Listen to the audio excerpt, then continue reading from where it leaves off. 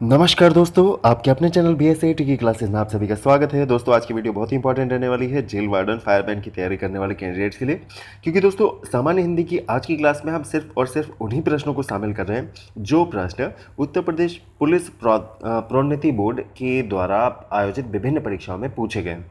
तो इसीलिए ये वीडियो जो है बहुत ही इंपॉर्टेंट हो जाती है आपके लिए। तो चलिए दोस्तों वीडियो को शुरू करते हैं, और प्रश्न पसंद आए तो वीडियो को लाइक और शेयर जरूर कीजिएगा। तो दोस्तों आज का सबसे पहला प्रश्न आप सभी के सामने, वर्णों के कितने भेद होते हैं?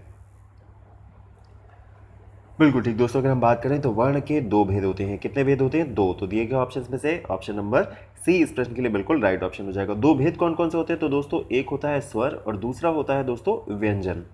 और दोस्तों अगर हम बात करें तो हिंदी वर्णमाला में स्वरों की संख्या होती है 11 और व्यंजन की संख्या कितनी होती है? 33 व्यंजन और 11 स्वर पाए जाते हैं। चलिए दोस्तों अगला प्रश्न।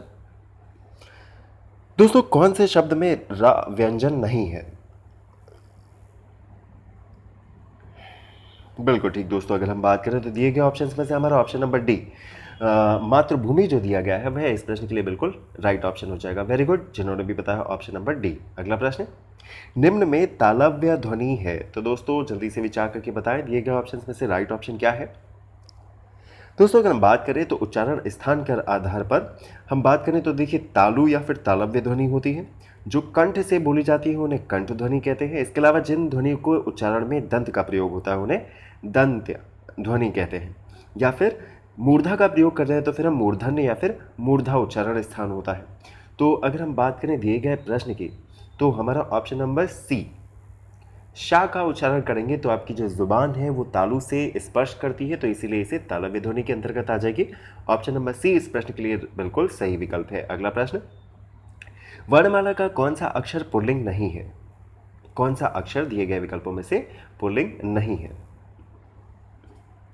बिल्कुल ठीक दोस्तों, वर्णमाला का ई जो है अक्षर पुल्लिंग नहीं होता है। ऑप्शन नंबर सी इस प्रश्न के लिए जिन्होंने भी बताया है राइट ऑप्शन हो जाएगा। चलिए दोस्तों अगला प्रश्न, इनमें से कौन सा तत्सम शब्द नहीं है? तो दोस्तों शब्द अगर हम बात करें तत्सम और तत्भव के आधार पर, तो हम तत्सम शब्द उन्हें कहते हैं कि संस्कृत के जिन शब्दों का रूप परिवर्तित किए बिना हम उन्हें हिंदी में ऐसे ही प्रयोग करते हैं उन्हें हम कहते हैं तत्सम। और संस्कृत के जिन शब्दों के रूप में परिवर्तन करने के उपरांत हम उनका प्रयोग करते हैं हिंदी में उन्हें कहते हैं दोस्तों तद्भव। बात करें अगर इस प्रश्न की तो दिए गए ऑप्शंस में से हमारा ऑप्शन नंबर बी जिन्होंने भी बताया सिंगार, सिंगार जो है वो तत्सम शब्द हो जाएगा। और इसका अगर दोस्तों अगर हम बात करें कि तद्भव क्या हो जाएगा, तो तद्भव हो जाएगा इसका श्रृंगार। Very good, option number B बताया है जिन्होंने, सही विकल्प है। अगला प्रश्न, तमस शब्द का समानार्थी शब्द दिए गए विकल्पों में से कौन सा है? शब्द दे रखा है आपको तमस, बिल्कुल ठीक, तमस का समानार्थी शब्द हो जाएगा दोस्तों अंधकार। ऑप्शन नंबर डी इस प्रश्न के लिए सही विकल्प हो जाएगा। दोस्तों अगर हम बात करें तमस के अन्य समानार्थी शब्द की तो अंधकार के समान तम, तमशा, ध्वांत या फिर अंधेरा, यह सब भी तमस के समानार्थी शब्द हैं। अगला प्रश्न, दोस्तों पर्याय शब्दों का कौन सा समूह सही नहीं है? बिल्कुल ठीक, पाठशाला, विद्यालय, स्कूल एक ही बात है। नारी, महिला, औरत एक ही बात है दोस्तों। मगर पहाड़, पर्वत और पुस्तक ये तीनों ही अलग अलग हो जाएंगे, क्योंकि पहाड़ और पर्वत एक बात है मगर पुस्तक जो है उनसे मेल नहीं खाती है। ऑप्शन नंबर सी इस प्रश्न के लिए सही विकल्प हो जाएगा। इसके अलावा आग, अग्नि, अनल, तो यह सब आग के ही पर्यायवाची हैं। अगला प्रश्न, घर का पर्यायवाची शब्द निम्न में से कौन सा है? घर का पर्यायवाची, बिल्कुल ठीक दोस्तों, अगर आपको लगता है कि इस प्रश्न के लिए आपका option number C right option हो जाएगा आलय, तो जिन्होंने भी बताया है ऑप्शन नंबर सी बिल्कुल सही विकल्प हो जाएगा। चलिए दोस्तों अगला प्रश्न देख लेते हैं। दिए गए विकल्पों में से मंतव्य का समानार्थी शब्द चुनकर आपको बताना है। मंतव्य का समानार्थी शब्द, वेरी गुड, जिन्होंने भी बताया है ऑप्शन नंबर डी सम्मति इस प्रश्न के लिए बिल्कुल सही विकल्प हो जाएगा। चलिए दोस्तों अगला प्रश्न देखते हैं। दिए गए विकल्पों में प्रतिक्रिया का पर्यायवाची शब्द कौन सा है?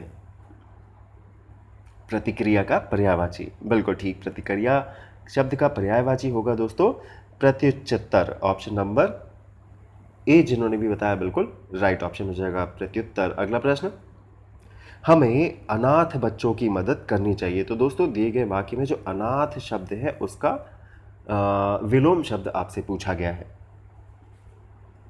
बिल्कुल ठीक दोस्तों, अनाथ का विलोम होता है सनाथ, तो यहाँ से आपका ऑप्शन नंबर ए जिन्होंने भी बताया इस प्रश्न के लिए बिल्कुल राइट ऑप्शन हो जाएगा। दोस्तों अगर हम बात करें ऑप्शन नंबर बी में दे रखा है हमें अज्ञ, तो अज्ञ का जो विलोम शब्द होता है उसे हम क्या कहते हैं, वो होता है विज्ञ। इसी प्रकार अपाहिज का क्या हो जाएगा दोस्तों, स्वस्थ, जिसका कोई ना हो, बिल्कुल ठीक अनाथ। अगला प्रश्न देखते हैं दोस्तों। दोस्तों स्थावर का विपरीत शब्द दिए गए विकल्पों में से क्या होगा, स्थावर का विपरीत शब्द दिए गए विकल्पों में से क्या होना चाहिए। बिल्कुल ठीक, स्थावर का विपरीत शब्द हो जाएगा जंगम। ऑप्शन नंबर डी इस प्रश्न के लिए जिन्होंने भी बताया राइट ऑप्शन हो जाएगा। चलिए दोस्तों अगला प्रश्न देखते हैं।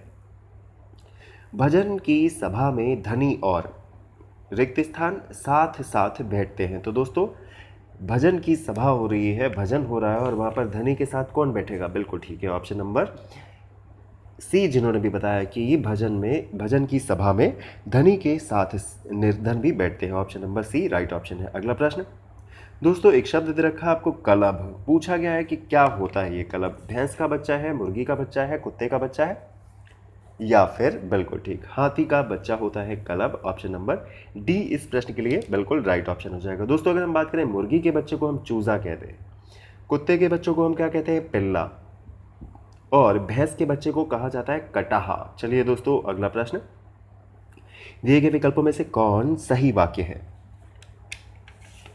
बिल्कुल ठीक दोस्तों, अगर हम बात करें तो ऑप्शन नंबर बी जिन्होंने भी बताया आपका कृपा पत्र मिला, इस प्रश्न के लिए हो जाएगा बिल्कुल राइट ऑप्शन। अगला प्रश्न दोस्तों, निम्नलिखित वाक्य को ध्यान से पढ़ें और तय करें कि कौन से हिस्से में त्रुटि है। तो दोस्तों वाक्य है हमारा कि तेनालीराम ने कहीं सुना था कि एक दुष्ट आदमी साधु का बेस बनाकर लोगों को अपने जाल में फंसा लेता है। तो जल्दी से विचार करके बताएं कि दिए गए ऑप्शंस में से किस ऑप्शन में त्रुटि है। बिल्कुल ठीक, ऑप्शन नंबर बी जिन्होंने भी बताया है कि अशुद्ध वाक्य रूप में ऑप्शन नंबर बी जो है इस प्रश्न के लिए बिल्कुल राइट हो जाएगा, क्योंकि दुष्ट आदमी साधु को चिन्हित किया गया है, जिससे दुष्ट शब्द जो है वर्तनी अगर हम बात करें तो वह गलत है। यहाँ पर क्या होना चाहिए दोस्तों, यहाँ पर होना चाहिए था दुष्ट। तो ऑप्शन नंबर बी जिन्होंने भी बताया बिल्कुल सही विकल्प है। अगला प्रश्न दोस्तों, नीचे दिए गए 4 वाक्यों में गलत वाक्य की पहचान कीजिए। बिल्कुल ठीक, दिए गए ऑप्शन में से इस प्रश्न के लिए जिन्होंने भी बताया ऑप्शन नंबर ए कुत्ता चिल्ला रहा है, इस प्रश्न के लिए बिल्कुल राइट ऑप्शन हो जाएगा, क्योंकि कुत्ता दोस्तों चिल्लाता नहीं है, कुत्ता क्या करता है, भौंकता है। चलिए दोस्तों अगला प्रश्न दोस्तों, विकल्प में वर्णित वाक्यों में सही वाक्य का चयन करें। बिल्कुल ठीक दोस्तों, अगर हम बात करें तो दिए गए वाक्यों में समाज में खिलाड़ियों का आदर प्रदान किया जाता है, इस प्रश्न के लिए सही विकल्प हो जाएगा ऑप्शन नंबर सी। अगला प्रश्न देख लेते हैं। निम्नलिखित वाक्यों में शुद्ध वाक्य को पहचानिए। बिल्कुल ठीक दोस्तों, अगर हम बात करें तो ऑप्शन नंबर डी इस प्रश्न के लिए मैंने एक नाटक का अनुवाद किया, शुद्ध हो जाएगा। इसके अलावा अगर हम बात करें राधा घर नहीं थी, तो यहाँ का शुद्ध क्या होना चाहिए, राधा घर में नहीं थी। राम पाठशाला बैठा है, शुद्ध वाक्य हो जाएगा राम पाठशाला में बैठा है। आप अवश्य सुने होंगे, तो दोस्तों आपने अवश्य सुना होगा, तब यह भी शुद्ध हो जाएगा। अगला प्रश्न, निम्न में से गुरु का स्त्रीलिंग कौन सा है। बिल्कुल ठीक दोस्तों, दिए गए ऑप्शंस में से जिन्होंने भी बताया ऑप्शन नंबर बी गुरुआइन इस प्रश्न के लिए सही विकल्प है। अगला प्रश्न, नेता का स्त्रीलिंग रूप दिए गए विकल्पों में से कौन सा है। बिल्कुल ठीक दोस्तों, अगर आपको लगता है कि दिए गए ऑप्शंस में से हमारा ऑप्शन नंबर बी इस प्रश्न के लिए सही है, तो आपका ऑप्शन बिल्कुल सही हो जाएगा, नेता का स्त्रीलिंग होता है नेत्री। अगला प्रश्न दोस्तों, निम्नलिखित में से कौन सा विकल्प कलम शब्द का बहुवचन दर्शाता है। ऑप्शन नंबर डी जिन्होंने भी बताया इस प्रश्न के लिए सही विकल्प हो जाएगा। अगला प्रश्न देख लेते हैं। बहा का सामान्य बहुवचन क्या है। बहा बाजू, उसका सामान्य बहुवचन जो है दिए गए विकल्पों में से कौन सा होगा। Option number D very good जिन्होंने भी बताया बाहें, बिल्कुल सही विकल्प है। अगला प्रश्न, मेज का सामान्य बहुवचन दिए गए विकल्पों में से कौन सा है। बिल्कुल ठीक दोस्तों, अगर हम बात करें तो दिए गए विकल्पों में से मेज का सामान्य बहुवचन हो जाएगा मेजें। ऑप्शन नंबर ए इस प्रश्न के लिए राइट ऑप्शन हो जाएगा। चलिए दोस्तों अगला प्रश्न दोस्तों, नीचे दिए गए प्रश्न का सही विकल्प पहचानिए और कर्ता का क्या अर्थ होता है।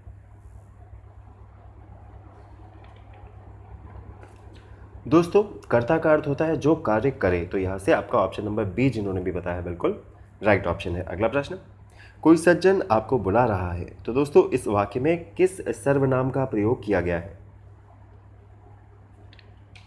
बात करें अगर इस प्रश्न की दोस्तों, तो इस वाक्य में अनिश्चयवाचक सार्वनामिक विशेषण का प्रयोग हुआ है। ऑप्शन नंबर सी इस प्रश्न के लिए सही विकल्प है। चलिए दोस्तों अगला प्रश्न, यह मेरा कुत्ता है, यह कुत्ता मेरा है, इस वाक्य में प्रयुक्त विशेषण का प्रकार आपको बताना है। बिल्कुल ठीक दोस्तों, बात करें यह मेरा कुत्ता है, यह कुत्ता मेरा है में सार्वनामिक विशेषण प्रयुक्त हुआ है। ऑप्शन नंबर सी बिल्कुल सही विकल्प हो जाएगा। अगला प्रश्न, दिए गए विकल्पों में पवित्रता का विशेषण कौन है? Very good, option number C जिन्होंने भी बताया पवित्र हो जाएगा राइट ऑप्शन। क्रिया के मूल रूप को क्या कहा जाता है? क्या आप जानते हैं दोस्तों क्रिया के मूल रूप को हम क्या कहते हैं दिए गए विकल्पों में से? बिल्कुल ठीक, ऑप्शन नंबर ए धातु कहा जाएगा क्रिया के मूल रूप को। ऑप्शन नंबर ए जिन्होंने भी बताया राइट ऑप्शन हो जाएगा। दोस्तों छात्र स्कूल गए थे, तो दोस्तों इस वाक्य में भूतकाल का कौन सा रूप है? बिल्कुल ठीक, वाक्य यहाँ पे पूरा हो रहा है, तो यह वाक्य जो है पूर्ण भूतकाल का उदाहरण हो जाएगा। ऑप्शन नंबर ए इस प्रश्न के लिए सही विकल्प है। अगला प्रश्न, निम्नलिखित में से भाववाची का उदाहरण कौन सा है? बिल्कुल ठीक दोस्तों, सीला से खाया नहीं जाता वाक्य में भाववाच्य है, तो दोस्तों ऑप्शन नंबर डी इस प्रश्न के लिए जिन्होंने भी बताया है सही विकल्प हो जाएगा। अगला प्रश्न देख लेते हैं दोस्तों, निम्नलिखित प्रश्न में 4 विकल्पों में से उस विकल्प का चयन करें जो निर्देशानुसार वाक्य परिवर्तन वाला सही विकल्प है। तो दोस्तों वाक्य क्या दे रखा है आपने? हाथी ने केला खाया। बिल्कुल ठीक, जिन्होंने भी बताया है इस प्रश्न के लिए ऑप्शन नंबर सी हाथी द्वारा केला खाया गया बिल्कुल राइट ऑप्शन है। अगला प्रश्न देख लेंगे, निम्नलिखित में अव्यय है, तो दोस्तों 4 ऑप्शन है आपके सामने, प्राचीन, मोटा, गरीब और, तो इनमें से कौन एक जो है वो अव्यय है? बिल्कुल ठीक, सही विकल्प हो जाएगा दिए गए ऑप्शंस में से ऑप्शन नंबर डी और। चलिए दोस्तों अगला प्रश्न देख लेते हैं, निम्नलिखित प्रश्न में 4 विकल्पों में से उस विकल्प का चयन करें जो सही विकल्प है। तो दोस्तों अवगुण शब्द में कौन सा उपसर्ग है? अवगुण शब्द में लगा उपसर्ग अव है। ऑप्शन नंबर सी इस प्रश्न के लिए सही विकल्प हो जाएगा। अगला प्रश्न, निम्नलिखित प्रश्न में 4 विकल्पों में से उस विकल्प का चयन करें जो प्रत्यय से नहीं बना हुआ है, जिसका निर्माण प्रत्यय से नहीं हुआ है। बिल्कुल ठीक, ऑप्शन नंबर डी सफल का जो निर्माण है प्रत्यय से नहीं हुआ है। इसके अलावा दोस्तों अगर हम बात करें तो लालिमा में इमा हो जाएगा, टुकड़ी में ई हो जाएगा और शक्तिमान में मान प्रत्यय लगा हुआ है। चलिए दोस्तों अगला प्रश्न, स्वर संधि में किसका मेल होता है? दोस्तों अगर हम बात करें तो स्वर संधि में स्वरों का मेल होता है। जैसे अगर हम बात करें हिमालय की, तो हिम धन आलय, तो यहाँ से आपका ऑप्शन नंबर ए जिन्होंने भी बताया बिल्कुल सही विकल्प हो जाएगा। स्वरों का मेल होता है स्वर संधि में। दोस्तों विग्रह की दृष्टि से दिए गए विकल्पों में कौन सा विकल्प अनुचित है? बिल्कुल ठीक दोस्तों, अगर हम बात करें तो दिए गए ऑप्शंस में से ऑप्शन नंबर बी जिन्होंने बताया देश पर निकाला, इस प्रश्न के लिए हो जाएगा बिल्कुल राइट ऑप्शन। दोस्तों एक चिन्ह आपको दिया गया है, इस विराम चिन्ह का नाम क्या है? इस चिन्ह का नाम क्या है? गलत लिखा हुआ है, इस चिन्ह का नाम क्या है? बिल्कुल ठीक दोस्तों, दिए गए विकल्पों में अगर हम बात करें तो दिए गए ऑप्शंस में से हमारा ऑप्शन नंबर बी जो है इस प्रश्न के लिए बिल्कुल राइट ऑप्शन हो जाएगा। दोस्तों अगर हम पूर्ण विराम की बात करें दोस्तों, तो पूर्ण विराम ये हो गया। अल्प विराम की बात करें दोस्तों, तो कॉमा हम अल्प विराम को कहते हैं, और योजक की बात करें तो दोस्तों योजक का चिन्ह कुछ इस प्रकार का होता है। अगला प्रश्न, माता पिता, दोस्तों यहाँ पर योजक का चिन्ह आपको देख सकते हैं। तो दोस्तों प्रश्न को पढ़ते हैं हम कि माता पिता लोहे के चने चबाकर बच्चों को पढ़ाते हैं। तो दोस्तों मुहावरे का अर्थ क्या है? बिल्कुल ठीक, बहुत कठिनाई झेलना। ऑप्शन नंबर ए इस प्रश्न के लिए राइट ऑप्शन हो जाएगा। बहुत कठिनाई झेलकर माता पिता जो हैं वो अपने बच्चों को पढ़ाते हैं। अगला प्रश्न, सिक्का जमाना, तो दोस्तों इस मुहावरे का अर्थ क्या है? सिक्का जमाना, वेरी गुड, जिन्होंने भी बताया ऑप्शन नंबर बी प्रभाव स्थापित करना राइट ऑप्शन हो जाएगा इस प्रश्न के लिए। चलिए दोस्तों अगला प्रश्न, आए थे हरिभजन को ओटन लगे कपास, तो दोस्तों दी गई कहावत का अर्थ कौन से विकल्प में बताया गया है? बिल्कुल ठीक दोस्तों, आए थे किसी और उद्देश्य को लेकर मगर कर रहे हैं अब कुछ और। तो यहाँ से आपका ऑप्शन नंबर ए जिन्होंने भी बताया कि किसी कार्य विशेष की उपेक्षा कर किसी अन्य कार्य में लग जाना, इस प्रश्न के लिए राइट ऑप्शन है। अगला प्रश्न, कोई कमाए कोई खाए, इसके अर्थ को दर्शाता सही लोकोक्ति निम्न में से कौन सी है? बिल्कुल ठीक दोस्तों, अगर हम बात करें तो दिए गए ऑप्शंस में से इस प्रश्न के लिए ऑप्शन नंबर बी जिन्होंने भी बताया, अंधी पी से कुत्ता खाए, बिल्कुल राइट ऑप्शन हो जाएगा इस प्रश्न के लिए। अगला प्रश्न देख लेते हैं, बात का धनी होना। तो दोस्तों बात का धनी होना दिए गए विकल्पों में से कौन सा मुहावरा इसे सही से दर्शाता है? बिल्कुल ठीक, वायदे का पक्का होना इस प्रश्न के लिए हो जाएगा राइट ऑप्शन। गर्व करना, तो दोस्तों दिए गए विकल्पों में से किस मुहावरे का अर्थ है गर्व करना? बिल्कुल ठीक दोस्तों, ऑप्शन नंबर ए जिन्होंने भी बताया बिल्कुल राइट ऑप्शन हो जाएगा। ऐंठ कर चलना जो है वो गर्व करने को प्रदर्शित करता है। दोस्तों दिन काटने का क्या मतलब होता है कि जैसे तैसे समय काटना। जैसे इस समय कोरोना काल में बहुत सारे लोगों के सामने दिन काटने वाली परिस्थिति आ गई है। डींग हाँकना, तो दोस्तों मिथ्याभिमान करना। और अगर हम बात करें ओले पड़ना, तो विपत्ति आने को प्रदर्शित करता है ओले पड़ना। चलिए दोस्तों अगला प्रश्न देख लेते हैं, सबकी एक सी दशा है। तो दोस्तों प्रस्तुत वाक्यांश के लिए दिए गए विकल्पों में से कौन सी लोकोक्ति जो है वो सर्वाधिक उपयुक्त रहेगी?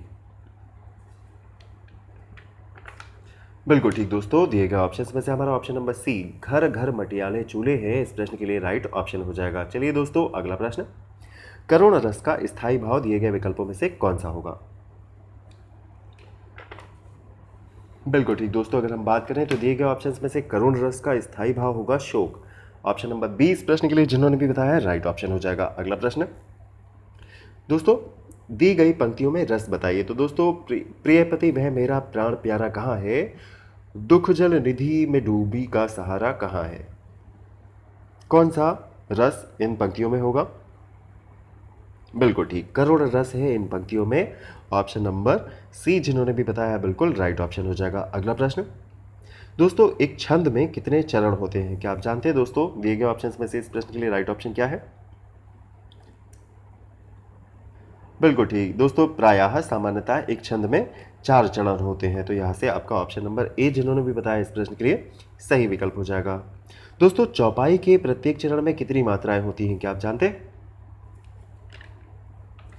बिल्कुल ठीक, चौपाई के प्रत्येक चरण में मात्राओं की संख्या होती है 16। तो यहाँ से आपका ऑप्शन नंबर डी जिन्होंने भी बताया इस प्रश्न के लिए बिल्कुल राइट ऑप्शन है। अगला प्रश्न, निम्नलिखित में कौन सा शब्दालंकार है?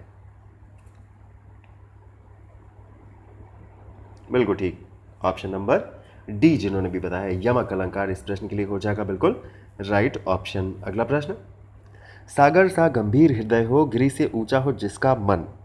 तो दोस्तों प्रस्तुत पंक्ति में साधारण धर्म कौन सा है?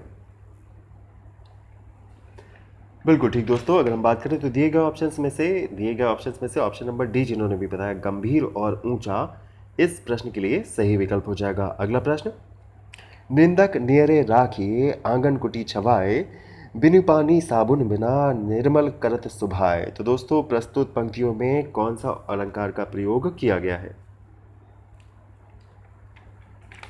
बिल्कुल सही, ऑप्शन नंबर ए, विभावना अलंकार का प्रयोग किया गया है दी गई पंक्तियों में। चलिए दोस्तों अगला प्रश्न, अखियां हरि दर्शन की भूखी भूखी। तो दोस्तों इस पंक्ति में कौन से अलंकार का प्रयोग किया गया है? बिल्कुल ठीक दोस्तों, दिए गए ऑप्शंस में से अगर हम बात करें तो मानवीकरण का प्रयोग किया गया है, मानवीकरण अलंकार का। ऑप्शन नंबर डी जिन्होंने भी बताया है बिल्कुल सही विकल्प हो जाएगा। आई ऐसी अद्भुत बेला ना रो सका ना बिहन सका। तो दोस्तों दिए गए दोहे में कौन सा अलंकार जो है प्रयुक्त किया गया है? बिल्कुल ठीक, इन पंक्तियों में विरोधाभास अलंकार है। तो दोस्तों यहाँ पर रोना और हंसना जब दो परस्पर विरोधी बातों का वर्णन किया एक साथ किया जाता है, तो इस कंडीशन में इस स्थिति में हम जो अलंकार होगा वह विरोधाभास अलंकार का प्रयोग कर रहे हैं। तो ऑप्शन नंबर ए इस प्रश्न के लिए राइट ऑप्शन हो जाएगा। वेरी गुड, जिन्होंने भी बताया ऑप्शन नंबर ए बिल्कुल सही विकल्प है। दोस्तों जहाँ गांठ तहाँ रस नहीं, यह जानत सब कोई। तो दोस्तों दी गई पंक्तियों में कौन से अलंकार का प्रयोग किया गया है? बिल्कुल ठीक, दी गई पंक्तियों में श्लेष अलंकार का प्रयोग किया गया है। ऑप्शन नंबर सी जिन्होंने भी बताया इस प्रश्न के लिए बिल्कुल सही विकल्प हो जाएगा। चलिए दोस्तों अगला प्रश्न, चारू चंद्र की चंचल किरणें खेल रही जल थल में। तो दोस्तों दोहे में चा और ला की आवृत्ति हुई है, ये कौन से अलंकार को दर्शाते हैं? कई बार चा का प्रयोग किया है और ला का प्रयोग किया गया है। बिल्कुल ठीक, इन पंक्तियों में चा और ला की आवृत्ति हुई है और इसीलिए यहाँ पर अनुप्रास अलंकार का प्रयोग किया गया है। ऑप्शन नंबर डी इस प्रश्न के लिए जिन्होंने भी बताया बिल्कुल सही विकल्प हो जाएगा। तो दोस्तों आज की वीडियो में बस इतना ही। अगर आपको वीडियो पसंद आए तो इसे लाइक और शेयर जरूर कीजिए और ज़्यादा जानकारी के लिए दोस्तों अपने चैनल BSAT की क्लासेस के साथ बने रहिए। वीडियो को अंत तक देखने के लिए धन्यवाद।